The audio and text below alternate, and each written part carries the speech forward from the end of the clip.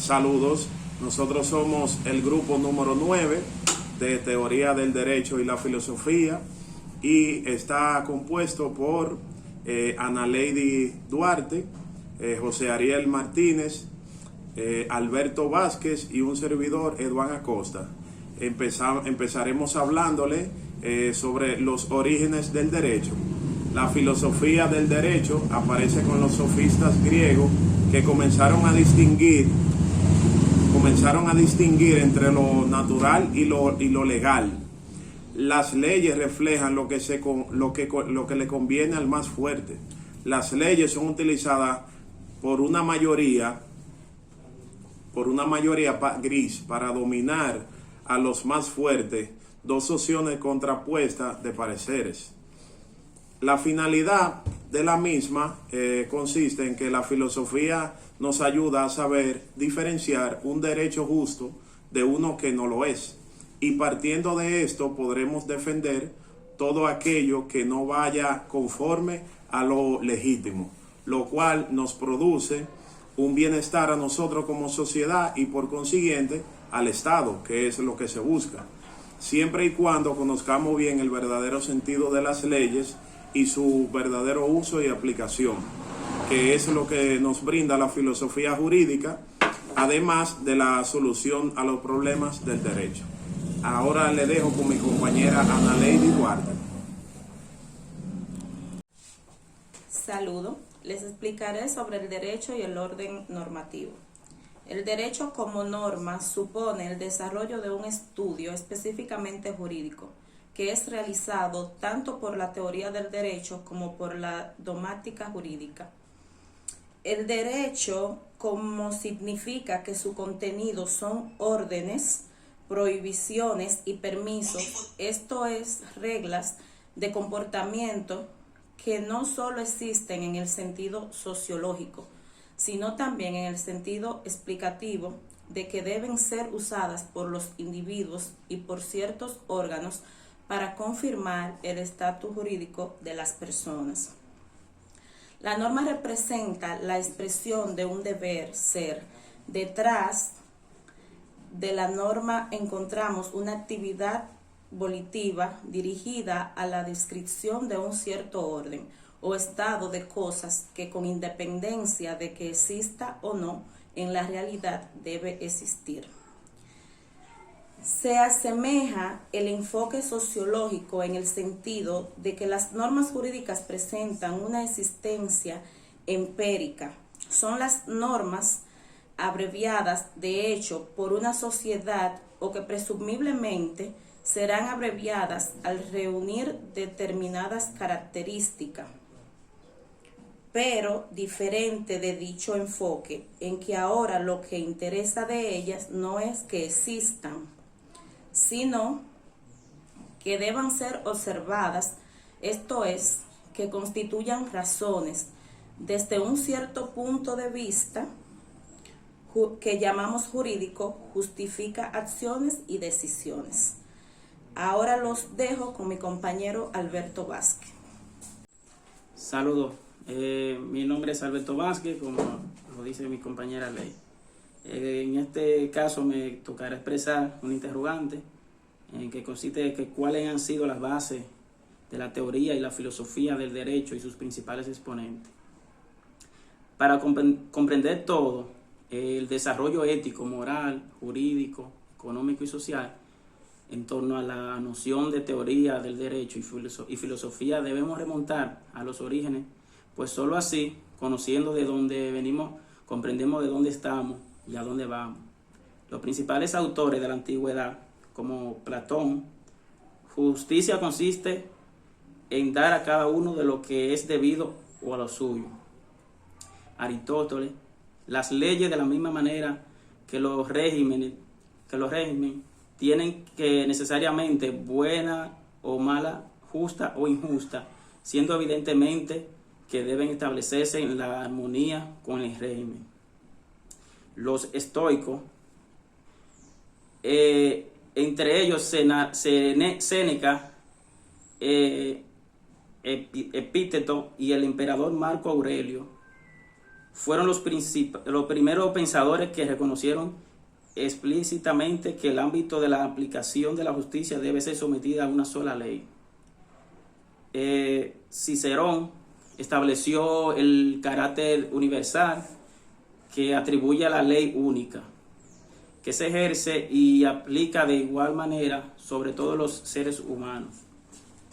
Pero si hablamos de los exponentes más relevantes, tendríamos que mencionar a Norberto Bobbio, Carlos Marx, Federico Engels, Ludwig Feuerbach, Hegel y Kant. Buenas, mi nombre es José Ariel Martínez. A continuación yo les voy a explicar cuáles son los referentes actuales de la teoría y la filosofía de derecho, que son Ronald Dworkin, Robert Alessi y Zabretzky. Tiene utilidad para los abogados la teoría de derecho y la filosofía de derecho. La filosofía ha tomado su importancia para grandes juristas, dentro de los cuales podemos citar lo que son Manuel Arriza, para quien la filosofía de derecho no tiene un terreno acostado en exclusividad. El filósofo de derecho es una especie de intermediario entre la práctica y los saberes jurídicos por un lado y el resto de la práctica y los saberes sociales por el otro. Por lo tanto, la filosofía de derecho debe ser capaz de dar una visión totalizadora del fenómeno jurídico, que cumple además tanto una función crítica de supervisión del uso de conceptos y de métodos, como también de orientación de práctica, aunque solo sea un sentido negativo, mostrando lo que debe ser el derecho o cómo no debe ser construido. Los saberes jurídicos es por ello que constituye una herramienta esencial.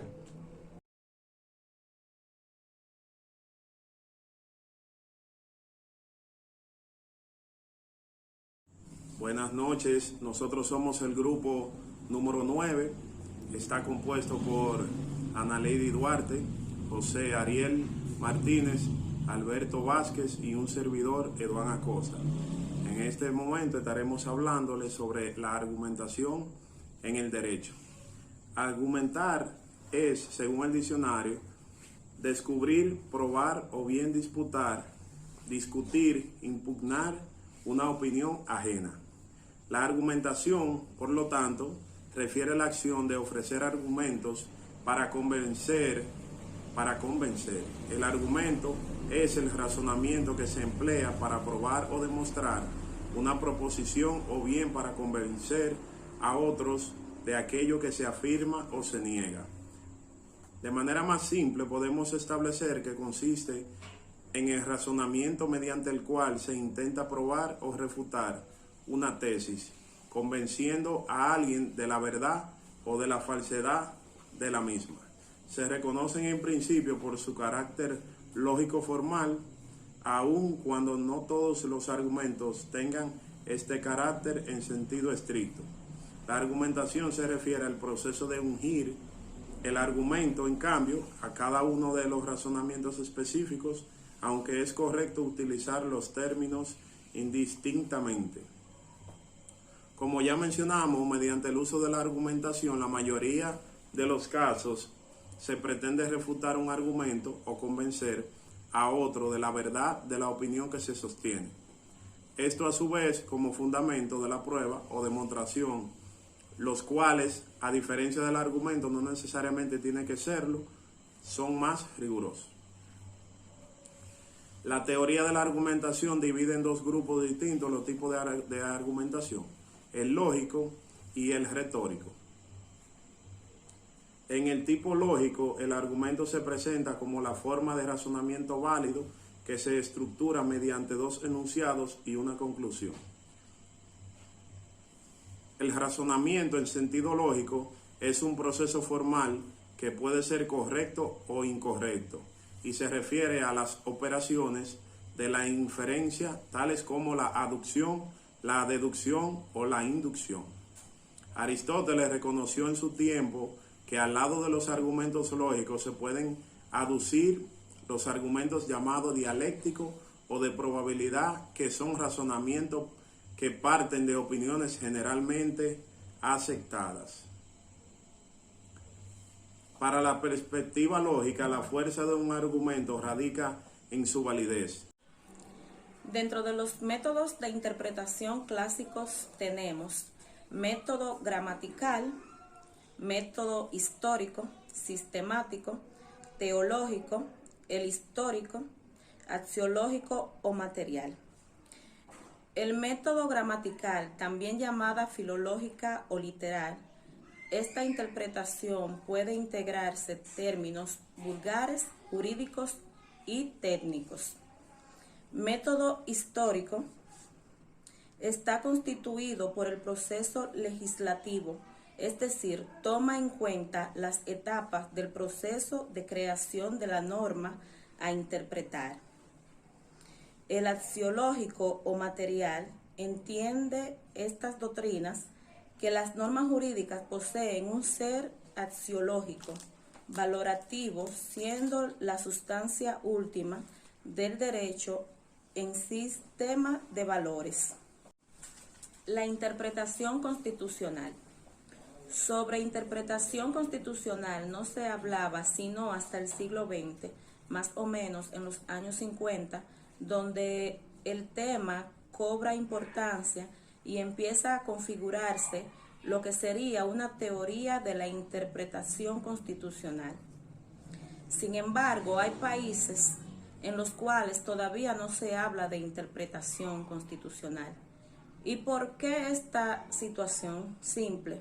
La Constitución era interpretada simplemente por el Parlamento en tanto que se encontraba fuera del mundo jurídico y era considerada como mecanismo de política.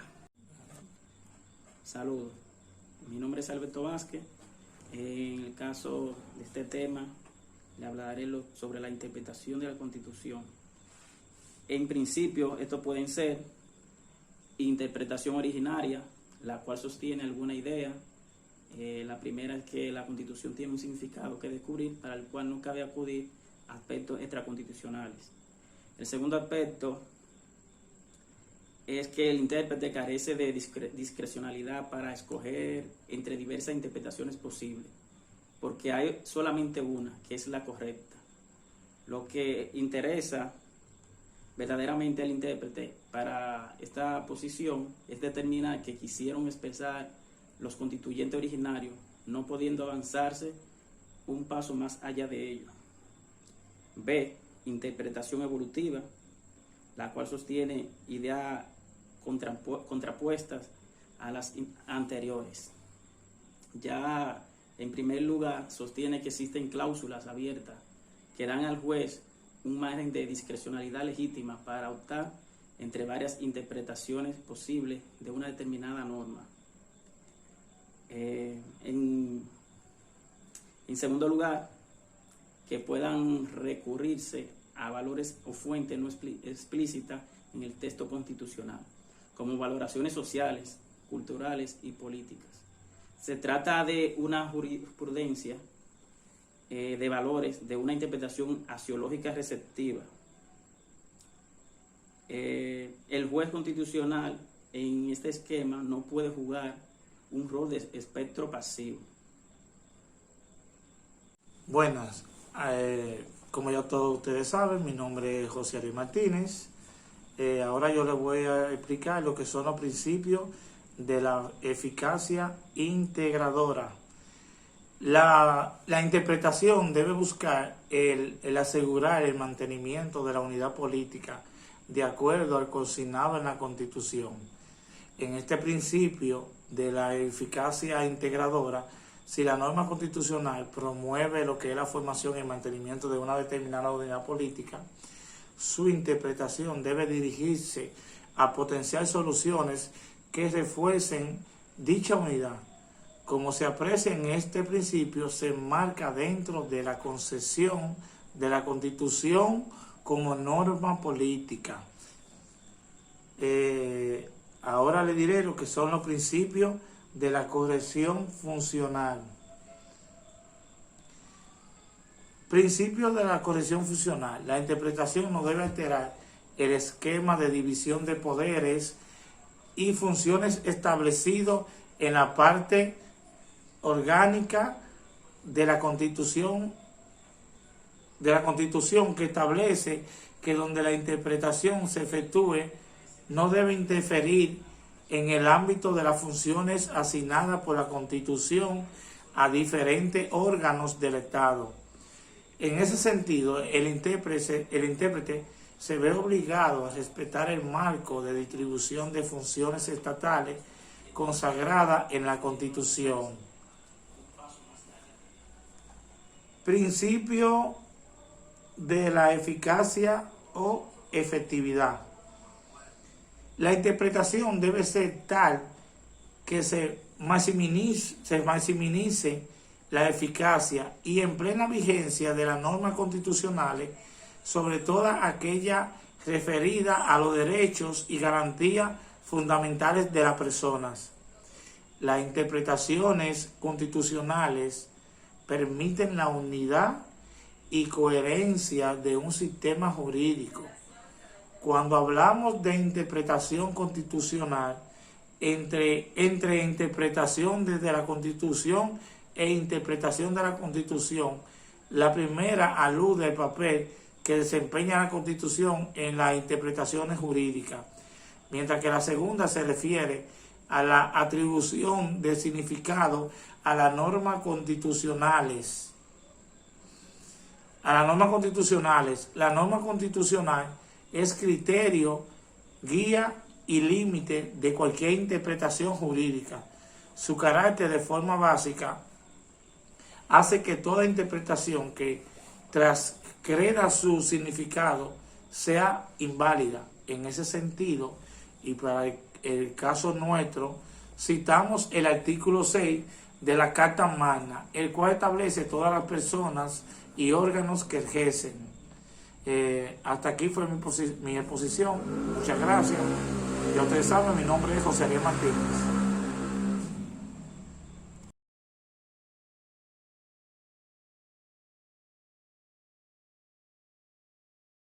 Buenas noches, nosotros somos el grupo número 9, está compuesto por Ana Lady Duarte, José Ariel Martínez, Alberto Vázquez y un servidor, Eduán Acosta.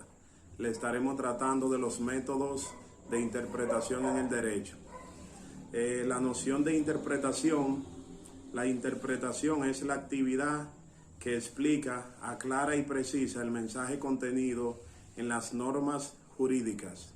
En el derecho escrito, la interpretación no solo es establecer el sentido de los textos legales, sino que también más acabadamente incluye la determinación exacta y concreta de cuál sea la consecuencia jurídica de una determinada conducta o de unos determinados hechos de labor fundamental del juez.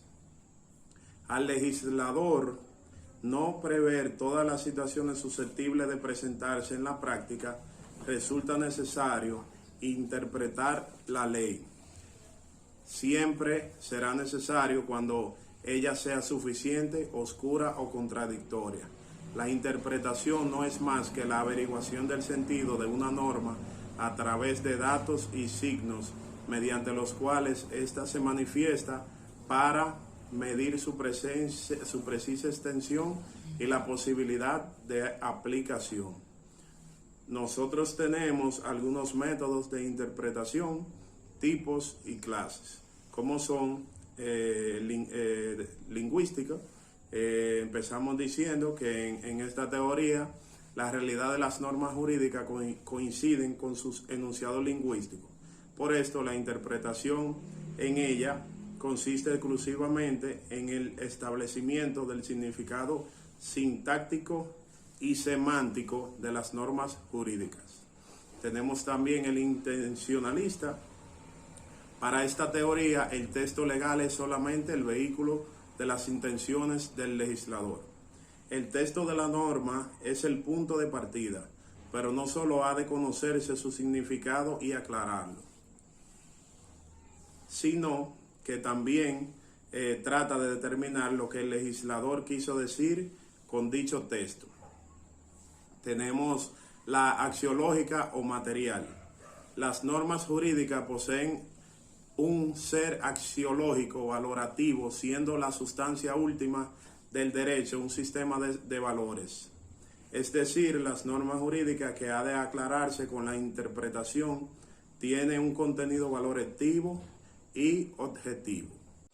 Buenas noches, mi nombre es José Ariel Martínez. Ahora les voy a explicar lo que es el argumento retórico. Es el aspecto más importante. No es la validez de la premisa que integra el razonamiento, sino su capacidad de convicción, que se realiza a través de la persuasión. Es por ello que se debe tomar en consideración el auditorio. Esto es a la persona a quien se le dirigen los argumentos. Persuadir, sin embargo, en una forma demostrativamente más débil de convencer. En la argumentación es preciso distinguir el contexto de descubrimiento establecido de premisa o conclusión, del contexto de justificación de la premisa o conclusiones, sobre todo porque la teoría tradicional de la argumentación jurídica se ubica en el contexto de la justificación. El origen de la retórica en su concepción contemporánea como teoría de la argumentación se encuentra en un rechazo a la lógica formal como instrumento para el análisis de razonamiento jurídico. La propuesta, ahora yo les voy a decir cuáles han sido las propuestas más destacadas, que son la tópica de View, que es la nueva retórica de Pareman, y la lógica informal de Tumín, que esta teoría se contraponen al modo de pensar sistemático deductivo. En la tópica de Aristóteles, los argumentos dialécticos, retóricos y sofistas se refieren a lo presumir o a lo opinable. La parte premisa aceptable que parece verdadera a todos y a sus conclusiones formalmente correctas. La argumentación es una parte especial del razonamiento jurídico. Las respuestas que ofrecen a un investigador a una cuestión jurídica que no son ni verdaderas ni falsas, que solamente se puede ser considerada como mejores o más adecuadas para resolver un problema. El proceso de argumentación puede ser convertido por otras razones, lo que se conoce como contraargumentación, que es que propone un significado que debe sustentar argumentos válidos que hagan solidar la interpretación a mayor cantidad de argumentos, a más fuerza que se le atribuye a la persona que está interpretando. El razonamiento jurídico, tanto desde la perspectiva de la interpretación doctrinal como desde la decisión judicial, es la etapa primera que se ha conocido como contexto de descubrimiento. Esta se ha realizado, se ha caracterizado a lo que es la identificación de la respuesta. En la siguiente, yo te voy a explicar a qué es lo que se debe esto. Que esto es simplemente lo que justifica mediante las razones a la conclusión a la que se arriba o a la que se hace una propuesta que se le puede hacer a la persona a la que está argumentando. Los argumentos son razones aducidas en la justificación de la interpretación de un texto jurídico o a lo que legalmente se le llama doctrinal o normativo. También muchas jurídicos lo conocen como argumentos jurídicos, que es un estado de derecho. Estas razones son en primera instancia la fuente de derecho, las cuales pueden incluir para efectos de trabajo, de investigación, además de derecho positivo a la doctrina. En términos generales, la interpretación jurídica se basa en el derecho como una fuente.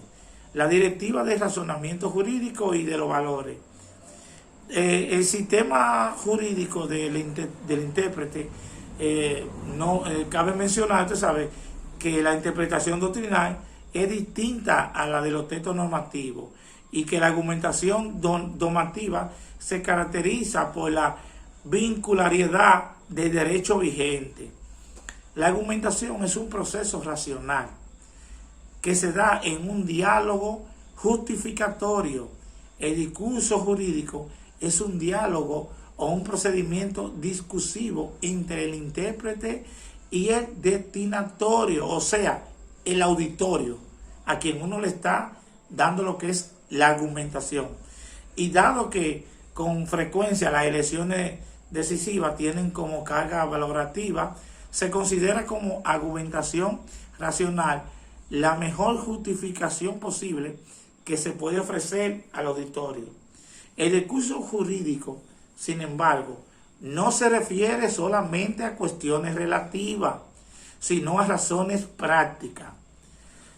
También la ciencia jurídica, la presentación de corrección de discurso se refiere a que el contexto de un sistema jurídico vigente de esta pueda ser fundamentado racionalmente. La justificación jurídica se debe basar en razones que se hacen públicas y su fuerza se basa en poder de convicción. Ya lo saben, esto es lo que es la argumentación jurídica. Muchas gracias. Buenas, mi nombre es Alberto Vázquez. En este tema mi participación será sobre la interrogante informe en que el jurista puede usar la argumentación. Para el jurista se torna necesario argumentar en materia jurídica porque una importante cantidad de disposiciones normativas contenidas en los textos legales tienen una textura abierta, es decir, que por producto de la ambigüedad, vaguedad, lagunas, contradicciones del lenguaje jurídico o por las diversas lecturas ideológicas permitidas por los propios textos, se pueden producir diferencias legítimas y en consecuencia disputas. Entonces, el jurista puede establecer los siguientes tipos de argumento. Argumento gramatical o filosófico. Aquí el derecho se expresa mediante el lenguaje común. Argumento sistemático. Aquí el derecho es un sistema compuesto de diversos subsistemas y valores propios, buscando así la congruencia de todas sus normas de acuerdo con esos principios o valores. Argumento histórico. Supone que los enunciados normativos se le debe atribuir el significado que tradicionalmente se le venía otorgando. El legislador tiene a no ignorar en el uso de las palabras, garantizando así la seguridad jurídica. Argumento sociológico. El cambio social se muestra más rápido que el cambio normativo, debiendo tener en cuenta la realidad del tiempo en que ha de ser aplicada para que se puedan interpretar sus enunciados, dando relevancia a los cambios culturales, políticos, tecnológicos, entre otros. Argumento teológico. Aquí la norma jurídica no simple mandatos, sino que forman un conjunto sistemático dotado de fines que se consideran objetivos a conseguir por la comunidad. Argumento analógico. Consiste en ampliar el campo de operatividad de una consecuencia jurídica. Argumento a contrario. Supone una cualificación normativa de cierto sujeto o grupo de sujetos. Impide la extensión de una norma o supuesto no previsto en la misma. Argumento o fortiori. Supone obtener una calificación normativa para un cierto caso no regulado a partir de su comparación con otra que sí goza de una regulación. Argumento psicológico. Recomienda atribuir a la norma significado que resulte más acorde con la voluntad del sujeto que la dictó. Argumento de autoridad, que supone que las normas deben ser interpretadas de modo uniforme y coherente a como lo fuera en ocasiones anteriores por el mismo o por otro operador jurídico. Es todo. Relación entre la interpretación y la argumentación.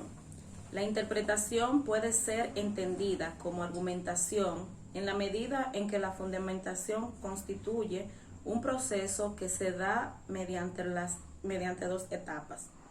La tarea psíquica de descubrimiento del significado de la norma y la tarea argumentativa de justificación. La interpretación como resultado tiene como efecto la determinación del significado en una norma jurídica, la modificación del orden jurídico y la delimitación de las posibilidades de su aplicación. El proceso interpretativo, por lo tanto, consta de dos etapas. Una que se podría decir que se ubica en el contexto del descubrimiento, puesto que se refiere a la determinación de las alternativas de significado posibles, para lo cual se requiere un método, y la otra que se refiere a la elección de la alternativa, que se considera como correcta o más apta respecto del texto interpretado, y que la mayoría de los autores denominan como contexto de la justificación. Esta última etapa implica la realización de un acto de voluntad que se ubica en un espacio de determinación discrecional, por lo que la actividad del intérprete queda fuera del control y puede parecer un acto arbitrario.